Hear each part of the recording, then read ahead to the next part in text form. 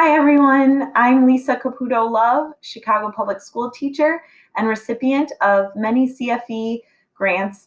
And I just wanted to reach out today to say hello. My heart goes out to all my fellow educators during this really tough time of figuring out what remote learning looks for our students, and wanted to share something that has worked for me that I learned through some of my CFE grants. So what I want to share with you today is visible thinking routines.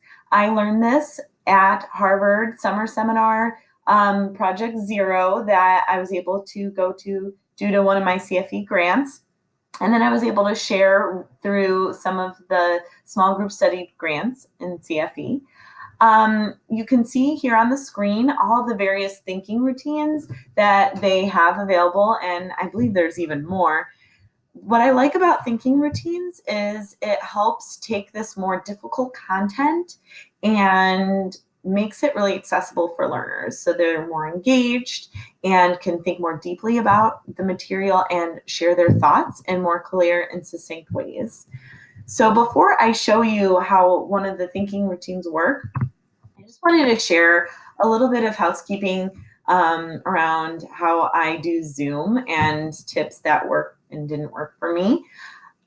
First of all, just a reminder that if you post your Zoom code on your school website or somewhere public like that, anyone can access it. So it's really important to not post your Zoom link or code anywhere where the general public can reach it. Another way to keep your students safe while using Zoom is to use that waiting room feature in the advanced settings, because then you can have students use their names and you can recognize them and allow them into the room.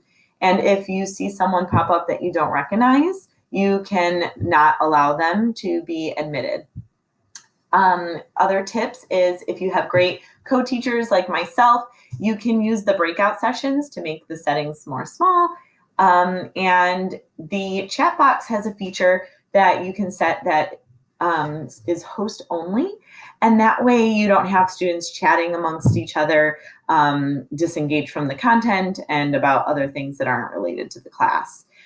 Finally, I really like using the share screen option because you can show online resources, show them how to access some of the material that they're going to need, or use the virtual whiteboard that they have to go through steps like for math. So one of the thinking routines is see, think, wonder. So I collected some memes here about online and remote learning for you to look at. So when you ask these students to think about what they see, what does it make them think and what does it make them wonder? If you were to look at these memes, you would start saying that you see a lot of funny anecdotes about what the struggles of online learning might be. For example, I see a comment about students Googling answers to tests, which I know that was something that it made me think about how my colleagues talked about how are we going to make sure to assess our students and also so that we can make good instructional decisions for them. But making sure that they are completing the assessments themselves so that it's actually accurate to what they need from us as teachers to support them. And so what does that make me wonder? It makes me wonder what resources that are out there to help facilitate that. And that could start a conversation that helps expand our learning about the different options and resources out there. So that's just a small little silly example of how to use the See, Think, Wonder routine. You can use this for text. You can use it for artifacts like artwork, or you can even play music and have the students run through what they see first, then what it makes them think, and then what it makes them wonder. I think that this has been something that I see students really get more engaged in, and it helps me get some insights about their background knowledge and what they're bringing to the table around the content. So thank you so much from the bottom of my heart for all the work you do. I am a parent and really appreciate all of the work that my colleagues are doing out there. Here are a couple other resources for you, but don't forget to find those offline activities. They're going to be in front of screens a lot.